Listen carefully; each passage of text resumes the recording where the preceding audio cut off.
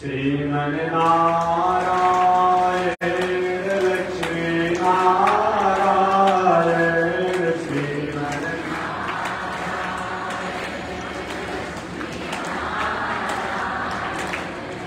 श्रीमन्नारायण नारायण नारायण श्रीमन्नारायण नारायण श्रीमन्नारायण जगो नारायण श्रीमन्नारायण जगो नारायण श्रीमन्नारायण नारायण नारायण श्रीमन्नारायण नारायण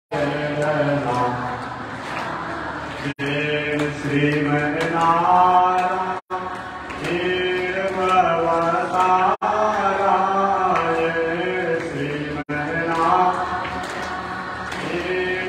भवतारायण लक्ष्मी नारायण नारायण नारायण लक्ष्मी नारायण नारायण श्रीमन्नारायण नारायण नारायण श्रीमन्नारायण नारायण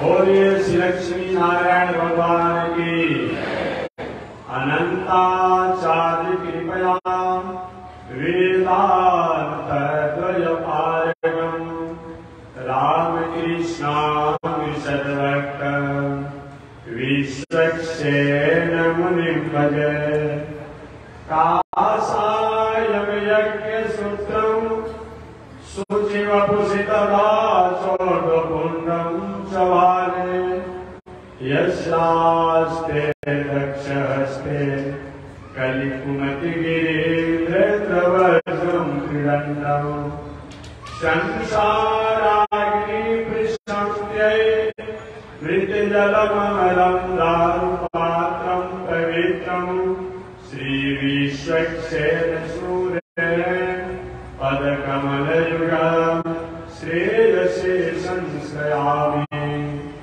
लक्ष्मीनाथ समारम्भां नाथयामुनिमध्यमाम् अस्मदाचार्यपर्यन्तां वन्दे गुरो परम्परा नारायणाय विद्महे वासुदेवाय धीमहि तन्नो विष्णु प्रचोदयात् महालक्ष्म्यै च विद्महे विष्णुपत्न्यै च धीमहि तन्नो लक्ष्मी प्रचोदयात् तन्नो लक्ष्मी प्रचोदयात्। परमाराध्य श्री लक्ष्मी नारायण भगवान नित्य वंदनीय पूज्य गुरुदेव श्री त्रिदंडी स्वामी जी महाराज के चरणों में कोटि नमन। भगवत भागवत आचार्य कैंकर्य पारायण महानुभाव आराय चक्रापुरी जगदीशपुर से चलकर आए हुए श्री आनंद बिहारी शास्त्री जी द्वारा कथा श्रवण कर रहे थे। आज इनकी कथा का आज समापन हो गया। कल से झारखंड पीठाधीश्वर जगत गुरु रामानुजाचार्य श्री स्वामी गोविंदाचार्य महाराज समय से आ जाएंगे, तो उनके द्वारा आप आम कथा को श्रवण करेंगे। तो कल से झारखंड पीठाधीश्वर जगत गुरु रामानुजाचार्य स्वामी गोविंदाचार्य की कथा होगी। आप अपने समय से आते हैं, जिसमें कराते हैं, सादर आमंत्रित हैं। चलिए मैं 5 प्रसंगों पर आपको निवेदन कर रहा हूं। श्रीमद् भागवत महापुराण की 10वीं स्कंध का एक पुराण है। पुराण का मतलब क्या होता है? पूर्वार्ध और उत्तरार्ध। वेदांत दर्शन में ये पूर्वार्ध उत्तरार्ध की बात आती है। अर्थात तो धर्म जिज्ञासा, अर्थात तो ब्रह्म जिज्ञासा। परम परमात्मा का जो स्वरूप है, परम परमात्मा इस संसार में क्यों आते हैं, परम परमात्मा भगवान श्री नारायण इस संसार में आने का क्या हेतु है इत्यादि जिसमें वर्णन उन कथा को भागवत के दशम स्कंद के माध्यम से पूर्वार्ध से संबोधित किया गया है। उत्तरार्ध में वह परमात्मा आए तो आकर के बाद में क्या किया, किस पर कृपा किया, किसको उद्धार किया, धर्म की स्थापना कैसे किया, आगे लीला में कैसे संवरण किया, समेटा इत्यादि के वर्णन हो वह उत्तरार्ध है। क्या इस शरीर का परिचय जिसके द्वारा बताया जाए, प्रकृति का परिचय जिसके द्वारा बताया जाए, प्राणियों का परिचय जिसके द्वारा बताया जाए, जीवों का परिचय जिसके द्वारा बताया जाए, वो पूर्वार्ध है। और जिसमें ये जीव या प्रकृति या प्राणी किसका अंश है, इसको क्या करना चाहिए, किसकी शरण में जाना चाहिए, परम परमात्मा श्रीमन नारायण के बारे में जो बताया जाए वो बताया जाए। इस प्रकार से भागवत महापुराण के दशम स्कंद से कि पूर्वार्ध की कथा के माध्यम से राजा परीक्षित प्रश्न करते हैं। सबसे पहले सुखदेव जी महाराज का, क्योंकि जब प्रश्न किया जाएगा तभी तो उत्तर होगा। तो राजा परीक्षित प्रारंभ में भी प्रश्न किए थे। जब गंगा के पावन तट पर अमर अनशन में जब बैठे तो राजा परीक्षित ने प्रश्न किया था कि विद्यमान पुरुष का क्या धर्म होता है, जो मरने की तैयारी नहीं किया हो, मरना निश्चित हो, ऐसे क्या करना चाहिए। सुखदेव जी महाराज उसी समय उसी क्षण उत्तर देना शुरू किया।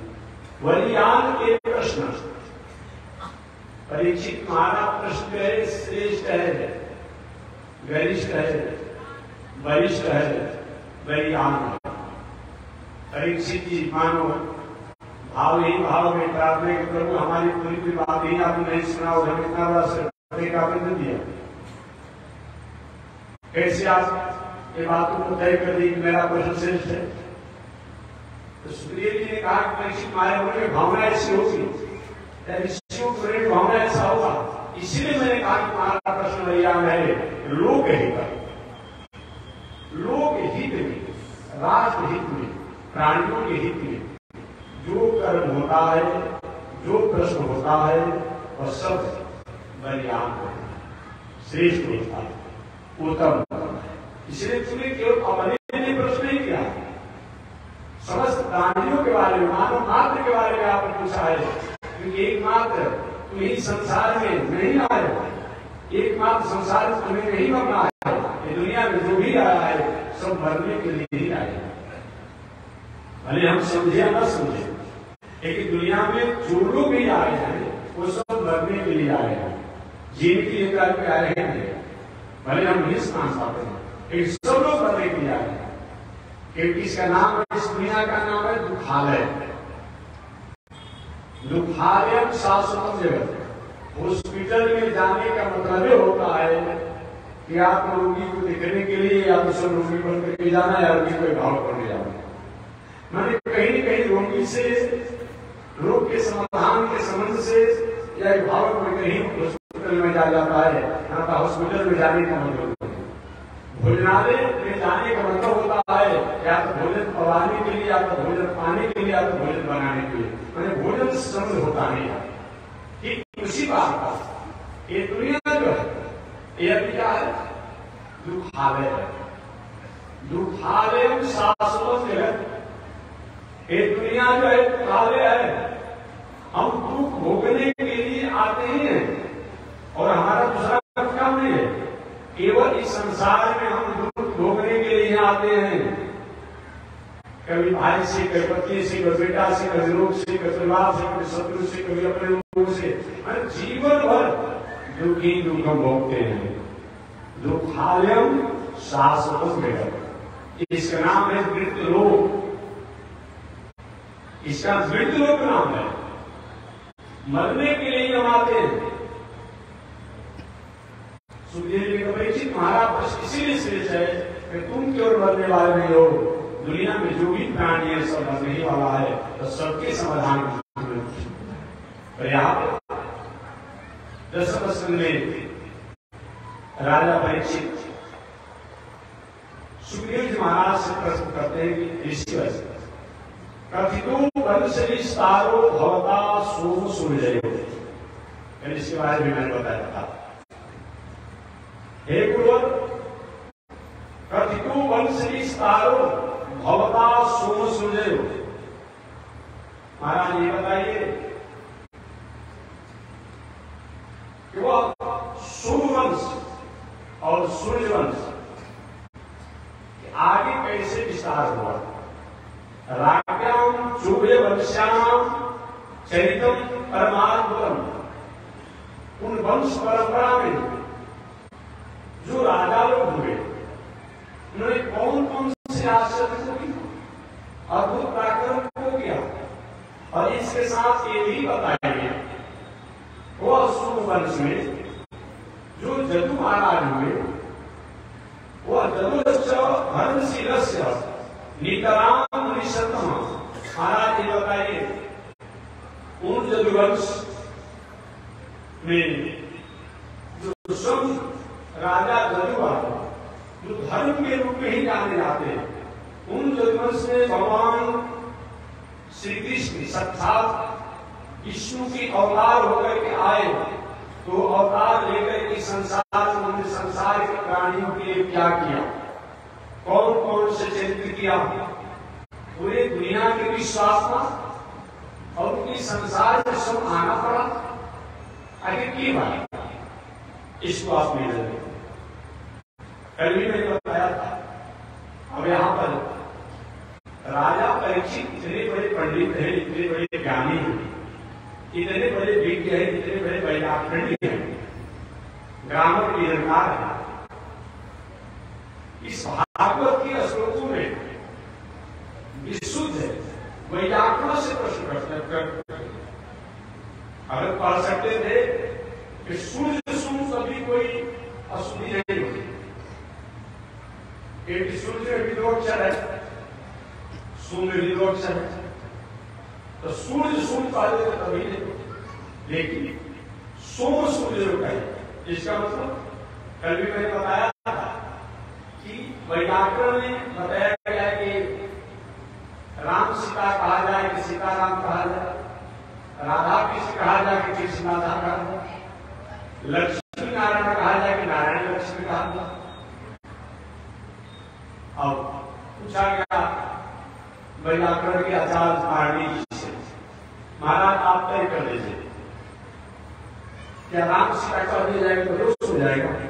राम में भी दो अक्षर है, सीता में भी दो अक्षर, कृष्ण में भी अढ़ाई अक्षर है और राधा में भी अढ़ाई नाम माना जाता है, वही एक माना जाता है, राधा नहीं माना जाता है। कृष्ण में भी दो अक्षर मान लिया जाए और राधा में भी दो अक्षर मान लिया, कृष्ण राधा का दिया जाता है, क्या दिया होगा? कोई किसान तो नहीं होती। ऐसा क्या किया गया? पांडित जी महाराज ने कहा अभ्यर्थन जो श्रेष्ठ होता है उसको पहले गिनती किया जाता है। तो राधा कृष्ण में राधा श्रेष्ठ है। क्यों श्रेष्ठ है? क्यों श्रेष्ठ है? सीता जी श्रेष्ठ है। क्यों श्रेष्ठ है? इसलिए कि भगवान न्यायाधीश है। न्यायाधीश किसी पत्नी का नहीं होता है, किसी भाई का नहीं होता है, किसी पुत्र का नहीं होता है, किसी बाप का नहीं होता है, किसी का नहीं होता है, तो न्याय का होता है। वो तो अपनी मर्यादा से बात करेगा। यहां पर लक्ष्मी जी, सीता जी, राधा जी पुरस्कार करती है, वकालत करती है, वजीफत करती है। प्रभु ये जीव अपराधी है, बहुत जन्मों से भटका हुआ है, ये जन्म भजन नहीं किया है, फिर भी है आपका, अतः आप इस पर कृपा करें। नारायण दया सिंधु कल्याण गुण सागर एवं रक्षस गोविंद बहु जन्मापराध। न्यायाधीश जी को किसी मुरली से कोई मतलब नहीं है, किसी कैदी से मतलब नहीं है। कितना दिन कैदी जेल में पड़ा रहे, वरिष्ठ साहब, वकील साहब, न्यायाधीश जी का यहाँ वकालत करते हैं। सर अपराध इसके द्वारा हो गया है, लेकिन गलती से हो गई है, अभी नहीं करेगा, इसे भेज दे दीजिए, जज साहब भेज दे।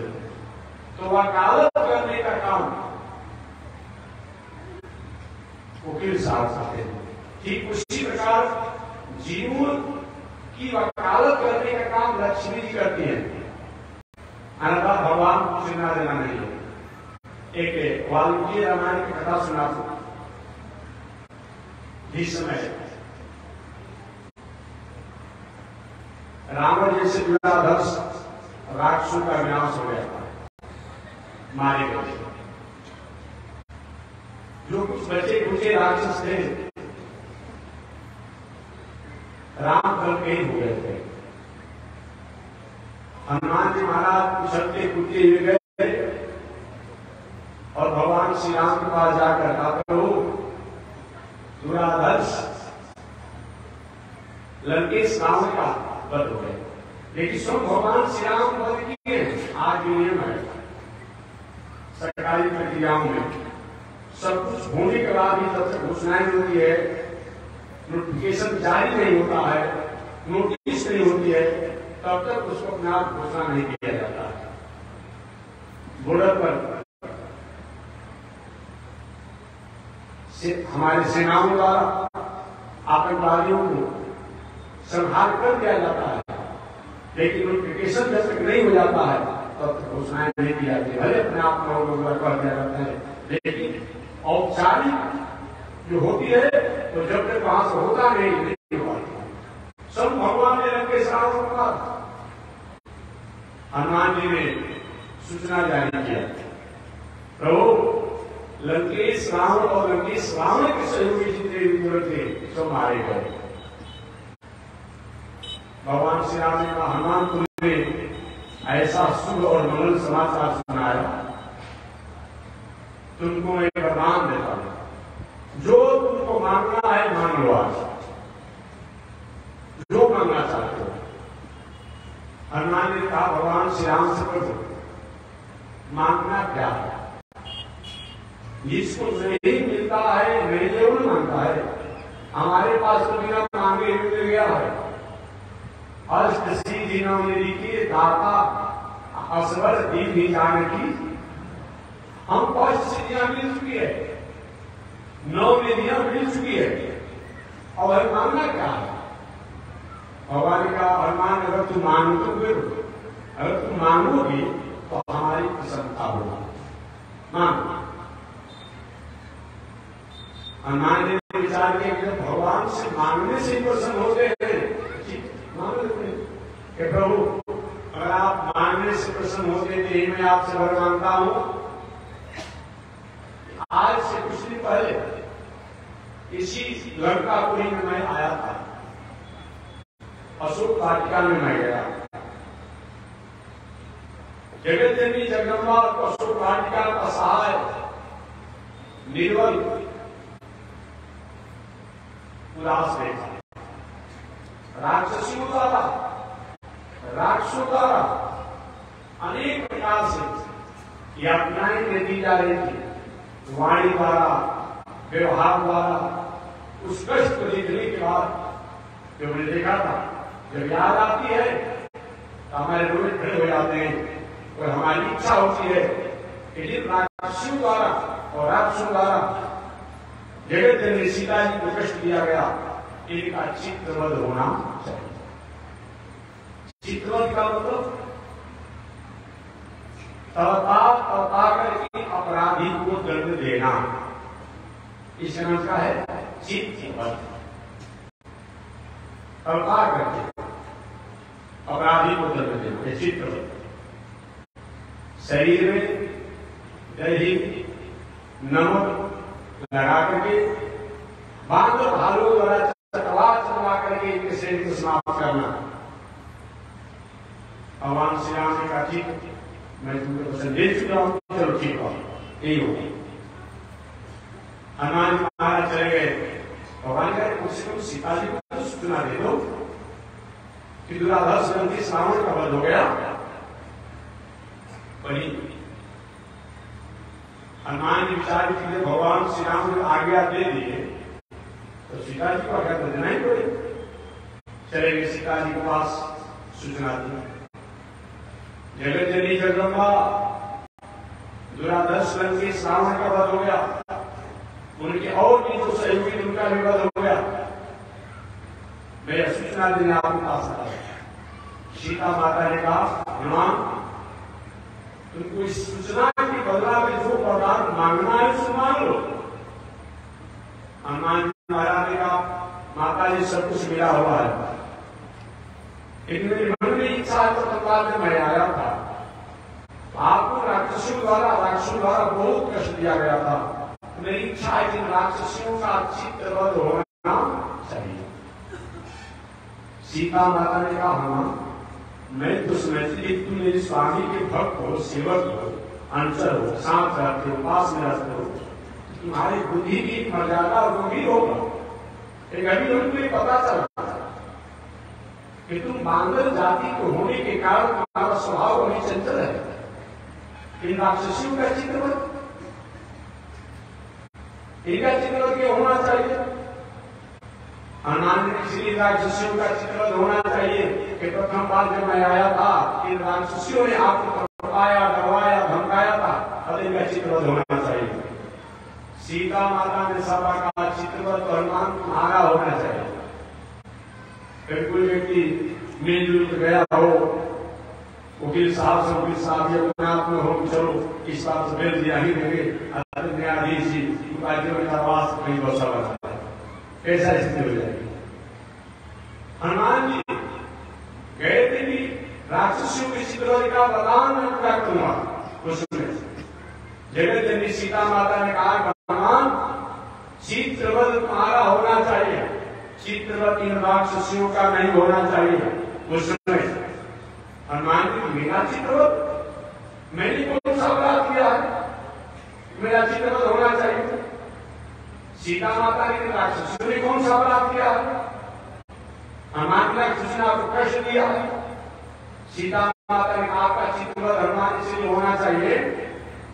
शास्त्र की मर्यादा है कि कोई भी नायिका, कोई स्त्री से कोई नायक, कोई कर्मचारी, कोई पुरुष एकांत में अकेले वार्तालाप करता है, जाता है, बातचीत करता है तो वह भी अपराधी है।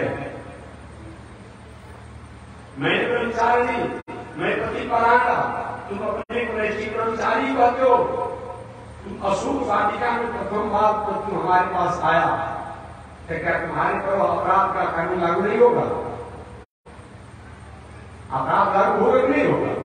अब तो हनुमान जी काटने लगे, नहीं मेरा चित्रवध नहीं होना चाहिए, सीता से तुम्हारा चित्रवध होना चाहिए। क्या धर्म नहीं है, नियम नहीं है, तुम नहीं जानते हो? ज्ञान नाम का ग्रहण क्यों होते हो, जानते हो नहीं जानते हो?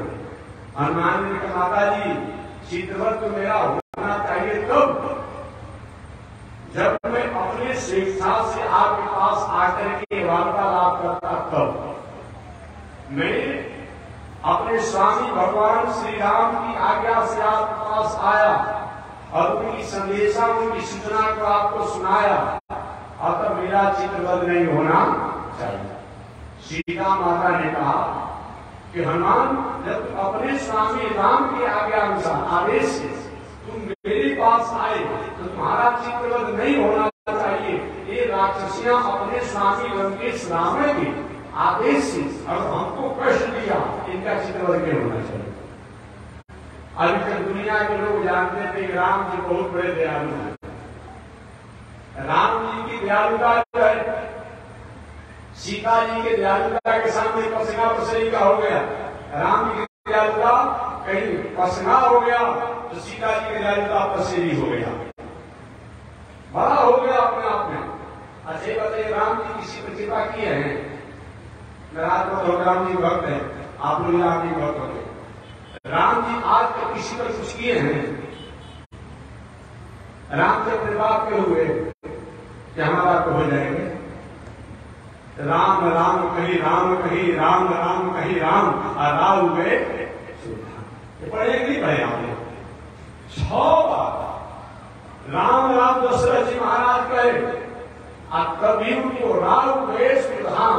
सुधाम मतलब क्या होता है? स्वर्ग। स्वर्ग माने क्या होता है? छिड़े पूरे मत लोगों की संख्या। स्वर्ग है क्या चीज? आपके पास बैंक में फिक्स डिपोजिट है, जब तक डिपोजिट है तब तक आप एटीएम से लगा करके होटल में रहिए, धर्मशाला में रहिए, सब्जी खरीदिए, कपड़ा खरीदिए, जहाज की यात्रा के लिए, बस की यात्रा के लिए। आज ये भी आपका खाता नहीं हो जाएगा तब आगे तक काल होगा नहीं होगा। वही है स्वर्ग में होता क्या है? हमारा डिपोजिट जो है वो बैलेंस से तो हम भोग रहे हैं। आज ये भी डिपोजिट हमारा समाप्त हो जाता है और स्वर्ग से धकेल दिए जाते हैं। यही तो स्वर्ग है। छीड़े पूरे मत लोगों की संधि, यही अपने आप में है स्वर्ग। स्वर्ग में दूसरा कुछ नहीं होता है, इसलिए बताया गया। और दूसरी बात, एक देहात की कहावत आती है कि बांदर को मौका दिखाई, बांदर कहीं मौका मिल जाता है तो उसको समझ में आता है इससे मीठा कोई मिठाई नहीं होता है। वही हाल कर जिसको कुछ नहीं है तो स्वर्ग हो, स्वर्ग कहता है। स्वर्ग माने बहुत कुछ होता नहीं है। स्वर्ग में रहने वाले व्यक्ति को कभी कभी डिमोशन भी हो जाता है। याद रखिएगा, स्वर्ग में रहने वाले व्यक्ति को, स्वर्ग में जाने वाले व्यक्ति को कभी कभी डिमोशन हो जाता है प्रमोशन की जगह पर। कथा आपने सुना होगा, राजा नहुष 100 अश्वमेध जग करके स्वर्ग की गति पर स्थापित हुए थे, लेकिन मर करके अजगर सांप बन गए। और जब शंकर सहे काल और नरेश 100 बार राम राम कहने वाले, राम राम कहीं राम कहीं राम राम कहीं राम राव हुए स्वर्ग गए। अपने बाप के हुए राम जी, अपने भाई के हुए जो लक्ष्मण अपनी पत्नी को छोड़ करके के साथ 14 वर्ष रहे। राम जी बलारो करते थे, सोते भी थे, लेकिन इस लक्ष्मण ने नींद को, नारी को और भोजन को त्याग दिया। और लक्ष्मण तो हुए राम जी हमारे आप हो जाएंगे। वाल्मीकि रामायण के उत्तरकांड में लिखा हुआ है, आप पढ़ेंगे वाल्मीकि रामायण उत्तरकांड में थोड़ी सी गलती होती, थोड़ी सी गलती होती। राम जी लक्ष्मण जी पहाड़ा दे रहे थे, संत दुर्वासा जी आ गए, भगवान श्री राम के सशक्त वार्तालाप हो रहा था। जब रात ने कहा था कि मैं आपसे कहीं तक वार्तालाप करूंगा तो हमारी आपकी वार्तालाप होगी, और इस बीच में दूसरा व्यक्ति नहीं आना चाहिए, आ जाएगा तो उसको अपराध वर्ग का दंड देंगे, ऐसा वचन दीजिए। इसी वचन के अनुसार राम जी और जब रात का वार्तालाप हो रहा था, लक्ष्मण जी पहाड़ा दे रहे थे, दुर्वासा ऋषि आ गए। दुर्वासा ने कहा लक्ष्मण जाकर सूचना दे दो।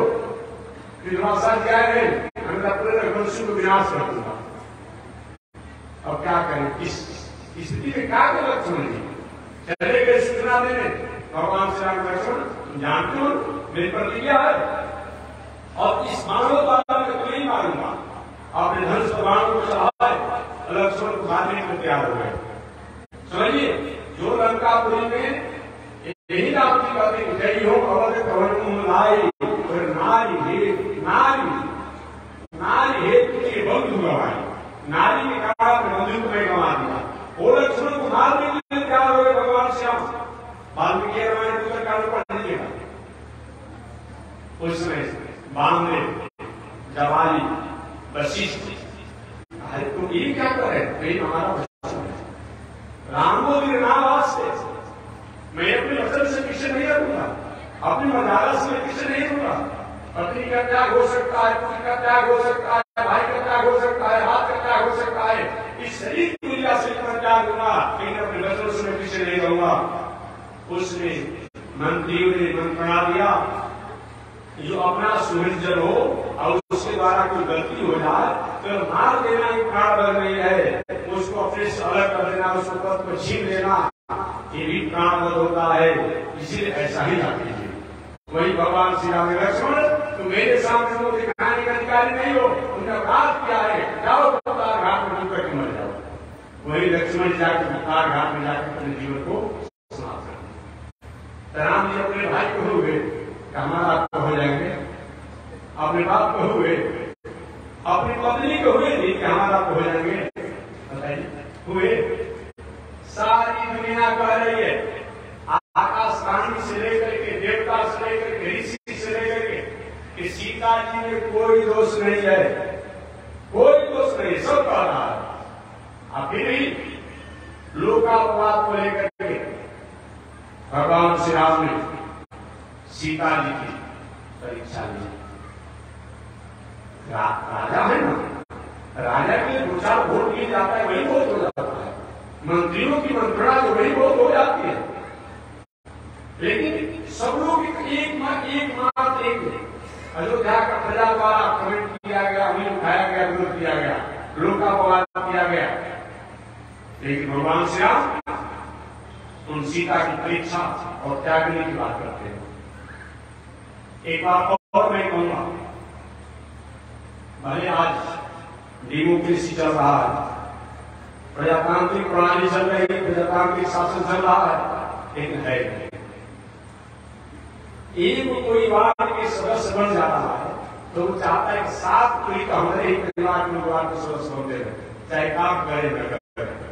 एक डेमोक्रेसी है, एक डेमोक्रेसी है।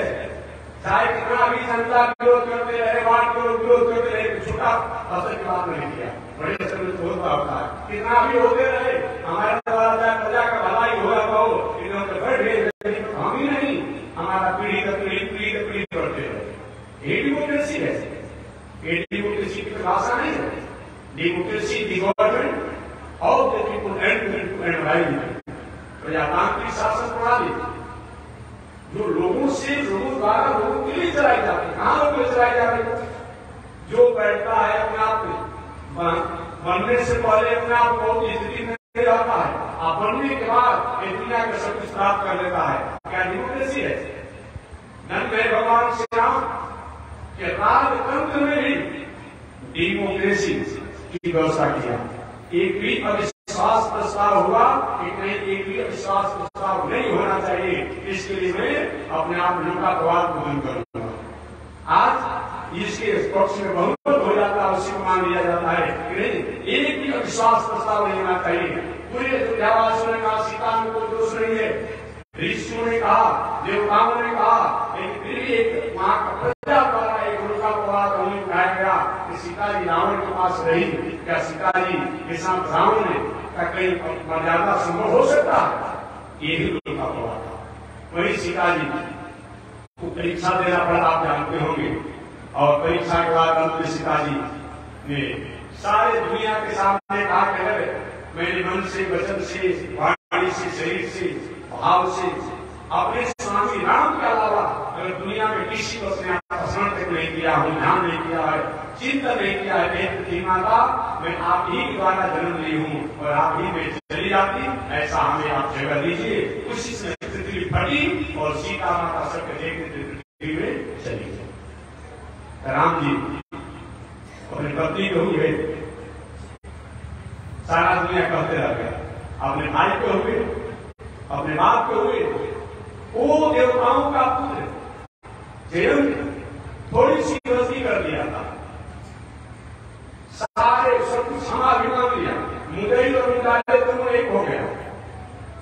अगर जिसके साथ अपराध हुआ और जो अपराध किया हुआ दोनों में समझौता हो जाए, संधि हो जाए, अब फिर भी लड़की का प्रधान कर दिया जाए। सीता जी के साथ अपराध किया, भगवान ने अपने त्रिनेत्र के वाणी को छोड़ दिया। जयंत पूरी दुनिया में घूमते रहा, कहीं उसका संरक्षण नहीं प्राप्त हो सका। अंत में नारद जी ने कृपा किया, भटके हो तुम, अपराध कहां करो, क्षमा मांगने दूसरा ले जा रहे हो। अरे जिनकी पत्नी के साथ अपराध किया है वहां जाओ, क्षमा होगी, और कहीं क्षमा तुम करने वाला नहीं है। वही जयंत आया भगवान श्री राम के पास, आया, चरण कर दिया, भगवान की तरफ मुंह कर दिया, पीछे सीता माता ने मुंह आगे किया, पैर पीछे कर दिया और कहा पाहि पाहि की भरतारण, हे प्रभु अरे रक्षा करे, रक्षा करे। ये देवराज इंद्र का पुत्र जयंत जो है आपके पास आया है, आपके शरण आया है, क्षमा तो किए, क्या क्षमा किए। और सीता जी सुख जी के साथ गलती अपराध किया है, तो सुख अपने आप में अपराध समापन करा रही है। अभी भगवान ने क्या किया, जयंत के लिए एक आंख खोल दिया, जो आज तक पूरी दुनिया की कोलवा जाति जो है आज तक भी एक आंख से काम चलाती है, दोनों आंखों। कभी जिंदा कोगा पकड़ लीजिएगा, आप पकड़ के कुछ करना नहीं है, एक ही आंख से दूसरे काम चलाता है। बताइए किसके हुए, किसी के हुए? एक मर्यादा पुरुषोत्तम है, मर्यादा वाला व्यक्ति किसी का नहीं होता है, मर्यादा और न्याय के लिए होता है, मर्यादा और न्याय के लिए होता है। अब मैं निवेदन करना चाह रहा था कि अभ्यर्थन शब्द जो श्रेष्ठ होता है उसी को पहले गिना जाता है। तो सीताराम में सीता जी की जैसी दयालुता है वैसा राम जी में नहीं देखा जाता है। राधा कृष्ण में राधा जी की जैसी कृपा है और कहीं नहीं देखा जाता है। लक्ष्मी नारायण में लक्ष्मी जी की जैसी कृपा है वैसा नारायण के कबीर भी हो जाते हैं। लेकिन लक्ष्मी जी की कृपा करती हमारी आपकी माता जी हैं, उन्हीं की आज लक्ष्मी जी न हो, ये दुनिया में कुछ भी काम हमारा का होगा, घर बनाने से लेके, दलान बनाने से लेके, मकान बनाने से लेके, कपड़ा से लेके, शिक्षा से लेकर के, गाड़ी से लेके, सब कुछ काम तो लक्ष्मी जी बनाए थे।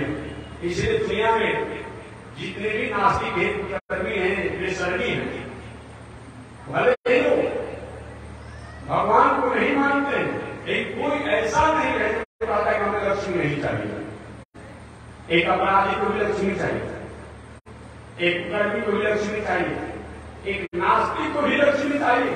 नास्तिक है, ईश्वर को नहीं मानता है, ये नहीं कहते कि हमको लक्ष्मी नहीं चाहिए, हम लक्ष्मी को नहीं मानते हैं, तो ये सारा काम जो है लक्ष्मी है। ऐसे लक्ष्मी जी कर चलो भगवान विचार जो हमको नहीं मान रहा है तो चलो हमारी पत्नी को मान रहा है, इसका सुधार कर देना चाहिए। माने कोई पति कोई पुरुष और उसकी पत्नी के प्रति किसी की आदत भावना होती है, पुरुष का चलो हमसे थोड़ा भय रखता है, चलो मेरी पत्नी के प्रति इसकी आदत है ना, चलो कोई बात नहीं। भगवान इसीलिए नास्तिकों का उद्धार कर देते हैं, पापियों का उद्धार कर देते हैं कि चलो हमसे तुम बैर करते हो लेकिन हमारी पत्नी को तुम चाहते हो ना, उनसे तुम्हारा संबंध है ना, इसीलिए उसका उद्धार हो जाता है। तो मैं निवेदन करना चाहता हूं कि पांडे जी ने कहा कि अभ्यर्थन शब्द जो श्रेष्ठ होता है उसी को सबसे पहले कहा जाता है। यहाँ पर राजा परीक्षित भी अच्छे पढ़े लिखे हैं, व्याकरणी है, उन्होंने सुखदेव जी महाराज से कहा कि हे ऋषिवर, हे कथितो वंश विस्तारो भवता सोम सूर्य, महाराज ये बताइए वह चंद्र वंश और सूर्य वंश का किस तरह से विस्तार हुआ, इसको विस्तार से कथा सुनाइए। इस कथा को विस्तार से मैं सुनना चाहता हूं। और उस वंश में जो बड़े बड़े राजा लोग जो हुए, उन्होंने कौन कौन से अद्भुत चरित्रों को किया, इसको सुनाइए। अब यहाँ पर निवेदन करके आगे बढ़ जाता। अब यहाँ सूर्य और सूर्य आ गया, मैंने चंद्रवंश और सूर्यवंश। आज कौन कथा सुन जा रहे, पहले सूर्यवंश बाद में चंद्रवंश। तो चंद्रवंश कैसे बड़े हैं? परंपरा से बड़ा है। उन्हें पहले आकर भगवान श्रीमन नारायण की नाभि से कमल, कमल से ब्रह्मा, ब्रह्मा के अत्रि, अत्रि के चंद्रमा।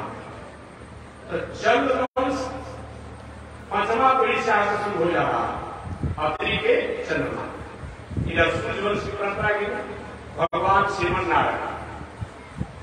नारायण के नाभि से कमल, कमल से ब्रह्मा, ब्रह्मा के मरीचि, मरीचि के कश्यप, कश्यप के सूर्य, सूर्यवंश छठवां पीढ़ी से शुरू होता है और चंद्रवंश पांचवा पीढ़ी से शुरू होता है।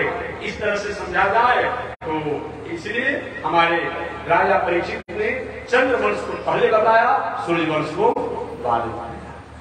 आगे परीक्षित जी के पावन प्रसंगों को सुनने के बाद सुखदेव जी महाराज प्रसन्न हुए और प्रसन्न होकर के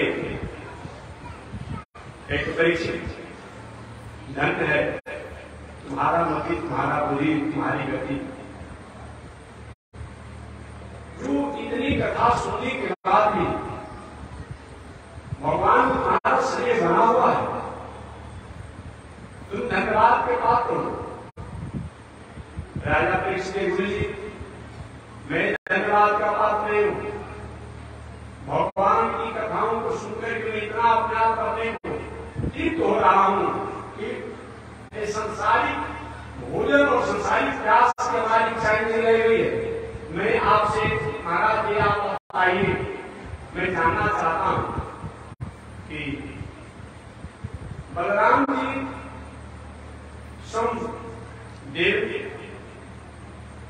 देवकी के पुत्र होने के बाद भी रोहिणी के पुत्र कैसे है? देवकी के पुत्र होने के बाद भी रोहिणी के पुत्र कैसे हुए? महाराज इससे बताइए। और ये भी बताइए कि भगवान श्री कृष्ण इस संसार में आए तो आने के बाद कौन कौन से राक्षसों को मारे और मामा कंस को किस तरह से उनका कल्याण किया? अरे ये बताइए कि भगवान श्री कृष्ण ने कितने विवाह किए और कौन कौन सी लीलाएं की? इसको महाराज मैं बड़ी श्रद्धा के साथ सुनना चाहता हूं, आप विस्तार से बताइए। आगे सुखदेव जी कहते हैं, परीक्षित निश्चित रूप में तुम्हारी बुद्धि जो है, मन जो है, एक भगवान के चरणों में है। ऐसे तुम्हारे जैसे भक्त अगर हो तो निश्चित रूप से उसका कल्याण हो जाता है। परीक्षित, जिन कृष्ण के बारे में तुमने पूछा है, जिन चंद्रवंश के बारे में तुमने पूछा है, वो वसुदेव जी के पुत्र श्री वासुदेव इस संसार में विष्णु अंश के रूप में आकर और इस जगत का उद्धार किया। इतना ही नहीं, जिन कृष्ण के बारे में तुमने प्रश्न किया है वो कृष्ण दूसरे नहीं है। गावो गुप्य जस्य जस्टिका कमलासन, गावो गुप्य जस्य जस्टिका कमलासन, वो कृष्ण दूसरे कोई नहीं है।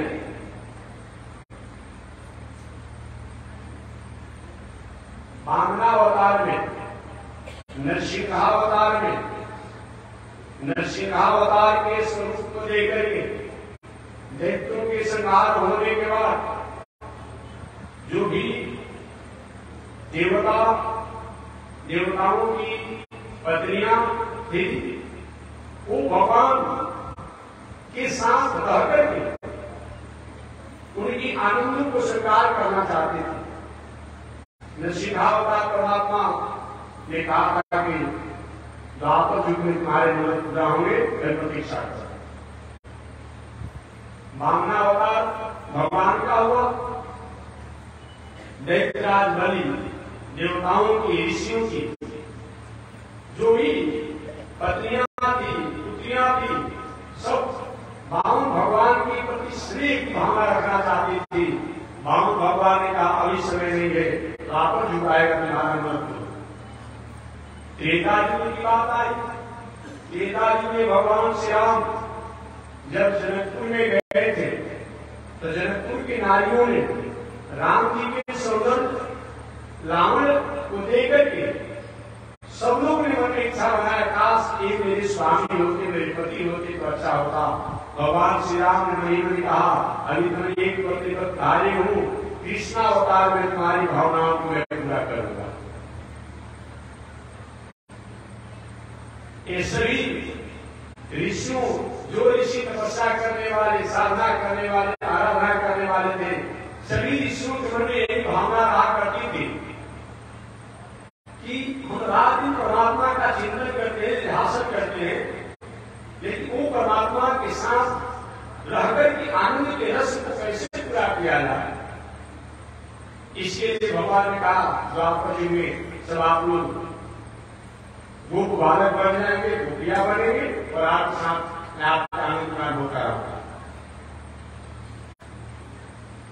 जो वेद की ऋचाएं हैं वो वेद की ऋचाएं भगवान से प्रार्थना की, जैसे वेद की ऋचाएं मतलब सहस्र शिखा मुख सहस्त्राक्ष सहस्त्रपाद, ये ऋचाएं मंत्र अश्लोक वेद की ऋचाओं ने भगवान से प्रार्थना किया, प्रभु आपका कथन मैं करता हूं, मैं कथन करता हूं, गायन करता हूं, आप ऐसे हैं ऐसे ऐसे, लेकिन मैं आपके साथ करते कि आपकी आनंद की अनुभूति करना चाहता हूं।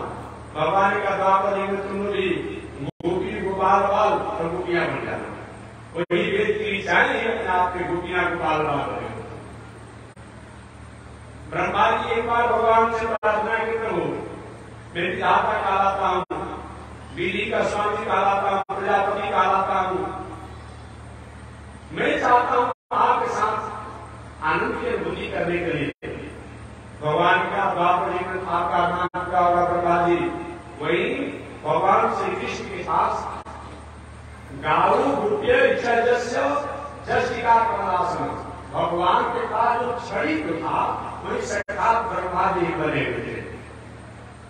बहुत पावन शंकर जी ने भगवान से प्रार्थना की, प्रभु आपका समाधि योग साधना में करते रहता हूं, लेकिन आपके साथ में आनंद की अनुभूति करना चाहता हूं। भगवान ने कहा द्वापर युग में आप बंसी बन जाइएगा, बस हमारे साथ ही साथ करने का मौका मिलेगा। वही शंकर ईश्वर अपने आप में बंसी बन गाओ गोप्य दृष्टिका कमलासन, गाओ गोप्य जितने भी वेद की इच्छाएं हैं वही गाय और गोपाल बने हुए हैं, गोपियां बने हुए हैं, दृष्टिका कमलासन और छड़ी जो है ब्रह्मा जी बने हुए हैं, और रुद्र वंश और रुद्र जो है सब वंशी बने हुए हैं। देवराज जी ने भी भगवान से प्रार्थना की, प्रभु मैं भी आपके साथ रहना चाहता हूं।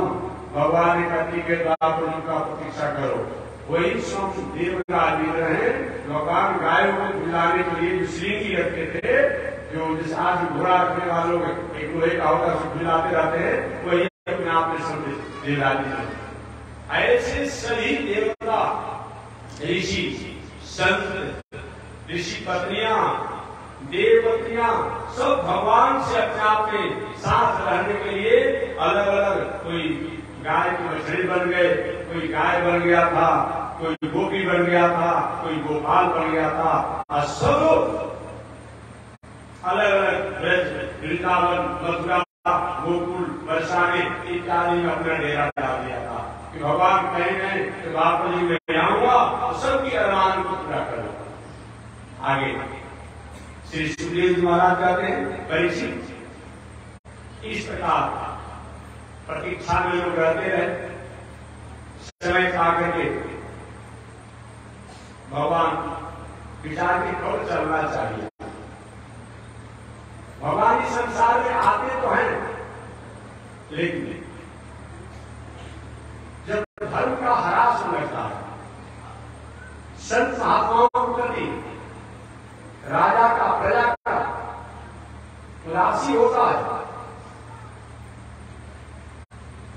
दुष्टों का बोलबाला बढ़ जाता है, तो परमात्मा को इस संसार में आना ही पड़ता है। या अपने अंशावतार में, कलावतार में आकर के उन दुष्टों को ग्रहण करते हैं। ऐसे भी आपको कहते भी है कि जब जब हो धर्म की हानि, हम कहते हैं जब धर्म का हानि होता है, बारह असुर अधर्म अभिमानी, जब असुरों का अभिमानियों का जब संख्या बढ़ने लगती है, तब तब धरी प्रभु विविध शरीरा, तब तो भगवान कहे अनेक शरीर को धारण करके और हर कृपा निधि सज्जन किया।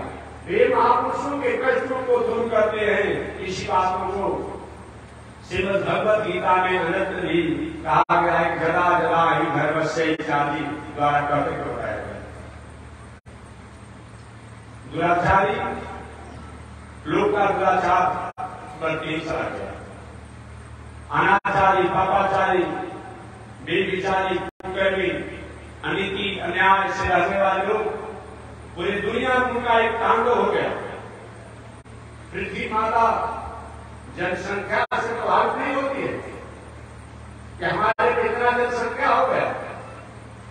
ये अभी पूरी दुनिया की जनसंख्या जो है वो कितना है? 1000 का जो एक भाग जो है उतना ही है, इतना जितना क्षेत्रफल है। जनसंख्या से पृथ्वी माता नहीं प्रभावित। जैसे कि एक बिघा जमीन हो और उस एक बिघा जमीन में आपने 1 कट्ठा में मकान बनाया, देखिए इतना घनी आबादी है, दिल्ली अपना कहीं पहाड़ है, कहीं पर्वत है, कहीं बीच है, सब है। पृथ्वी माता का भाग जनसंख्या में है। पृथ्वी माता का भाग जब इस संसार में लोग जन्म लेकर के उपद्रवकारी हो जाते हैं, अनीति अन्याय अधर्म पर चलने वाले हो जाते हैं, माता पिता गुरु धर्म शास्त्र संस्कृति वेद शास्त्र इत्यादि को अवहेलना करके और नए नए रोज पंथों को मार्गों को निकालने वाले हो जाते हैं, तब पृथ्वी माता से ऐसा अत्याचार बर्दाश्त नहीं होता है। और वह पृथ्वी माता अब अपने स्वरूप को बदल करके अशुभ अपने जीवन को जीती है। ऐसा ही स्थिति हुआ जब दुराचारी लोग दुराचार की अंतिम सीमा में हो गए। उसमें गाय माता, पृथ्वी माता गाय का रूप बना करके और ब्रह्मा जी के पास पहुंचे और ब्रह्मा जी से वो स्वरूपा पृथ्वी माता ने कहा, हे पितामह आप मेरे पिताश्री हैं, अब हमसे व्यथा कहा सहा नहीं जाता है, मैं पृथ्वी के भार को सह नहीं कर पाऊंगी, कोई उपाय कीजिए। ब्रह्मा जी का बेटी धैर्य को धारण करो और हम सभी लोग लेकर देवता लेकर के हम सब लोग चले उन क्षीर सागर भगवान श्रीमन नारायण के पास। वही हो सकता है कहीं हम लोग के संकट को दूर करेंगे। ब्रह्मा जी, भूत काम शंकर, पृथ्वी माता, सभी देवता, ऋषि लोग सब लोग क्षीर सागर के पावन तट पर गए और पावन तट पर जाने के बाद सब लोग ध्यानस्थ होकर के और भगवान क्षीर साई का जो रंगनाथ भगवान है, इनके बारे में आपको कहते हैं क्षीर साई को रंगनाथ भगवान है। शांताकारम भुजगशयनम पद्मनाभम सुरेशम विश्वाधारण इत्यादि हम करते हैं। यही क्षीर सागर भगवान के पास गए और सब लोग नेत्रों को बढ़ करके स्तुति करने लगे। उस समय आकाशवाणी हुई, हे पितामह, हे देवताओं, हे पृथ्वी, हे ऋषियों, आप लोग के स्तुति से मैं प्रसन्न हूं, लेकिन अभी आप लोग प्रतीक्षा करें, मैं संसार में संप्रकट हूंगा। ऐसे उन दुष्टों के अत्याचार को नमन करना संभव नहीं है। मैं संसार में संप्रकट हूंगा। ब्रह्मा जी पूछा, प्रभु कब प्रकट होंगे, कैसे होंगे, कैसे पहचाना जाएगा? आपका अनंत रूप है, अखंड रूप है, अविनाशी रूप है। हो सकता है कह दिए कि भूल जाएंगे तब क्या होगा? कुछ तो हमको विश्वास दीजिए, कुछ तो धरास दीजिए। महाराज कब प्रकट होंगे, कैसे प्रकट होंगे, किस प्रकार प्रकट होंगे, क्या आपका स्वरूप होगा, कैसे मुस्काने के बताइए। तो उसमें आकाशवाणी द्वारा भगवान ने कहा कि ब्रह्मा जी, मैं स्वयं इस संसार में अवतार हूँ। वसुदेव की साक्षात भगवान पुरुष परा जनिष्यते तत्प्रीत्यार्थम संभवन्तु सुरस्त्रिया। हे देवताओं, वसुदेव की साक्षात जो वसुदेव जी जो ब्रज के रहने वाले जो हैं, मथुरा के रहने वाले जो हैं, वो वसुदेव जी के घर में साक्षात मैं अवतार लूंगा। वसुदेव की साक्षात भगवान पुरुष जनिष्यते तत्प्रत्यार्थम। और आप लोग यही कीजिए कि जब तक मैं प्रकट नहीं होता हूं, इससे पहले आप लोग मेरे कार्यों में, लीला में, कर्मों में सहयोग करने के लिए अपने अपने पुत्र, पत्नी, परिवार असम आप लोग पूरे ब्रज क्षेत्र में, मथुरा क्षेत्र में, पूरे आसपास के क्षेत्रों में आप लोग किसी न किसी को माता पिता बना करके जन्म ले लीजिए। देवताओं को विश्वास प्राप्त हुआ।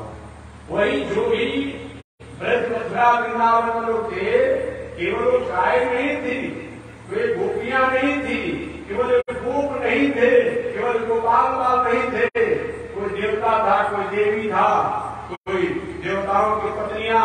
इसी तरह सब लोग अपने आप में गोपाल, गोपी और वर करके आए थे।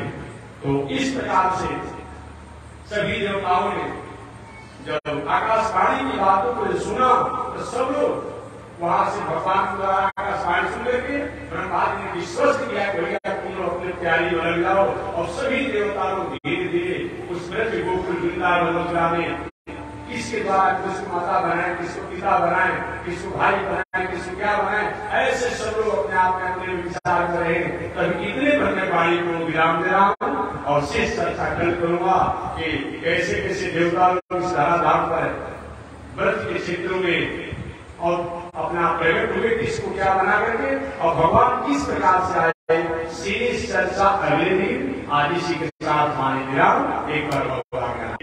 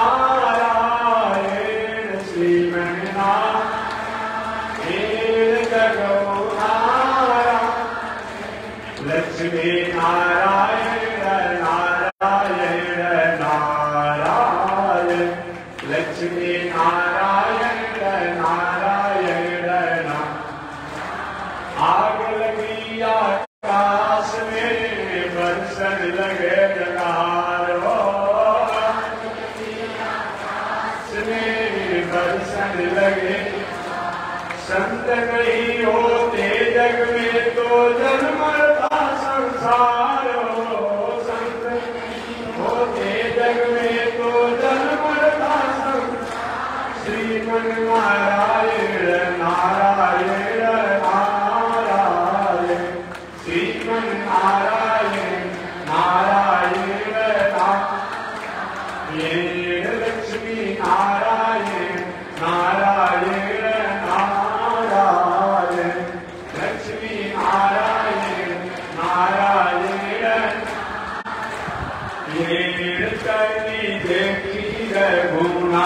जी हमारे लोरिया तैनी देखी रघुनाथ जी या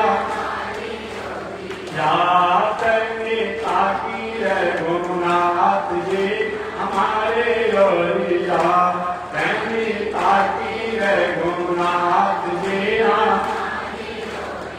बगसर में आके रवा तरका के मरनी बगसर में आके रवा तरका के मर गौतम नारी अहिल्या के तरनी गौतम नारी अहिल्या के तरनी देखी रघुनाथ जी हमारी ओरिया देखी रघुनाथ जी हमारी ओरिया ताकी रघुनाथ जी हमारी ओरिया ताकी रघुनाथ जी हमारी ओरिया श्रीमन नारायण नारायण नारायण श्रीमन नारायण लक्ष्मी नारायण नारायण लक्ष्मी नारायण बोलिए लक्ष्मी नारायण भगवान की।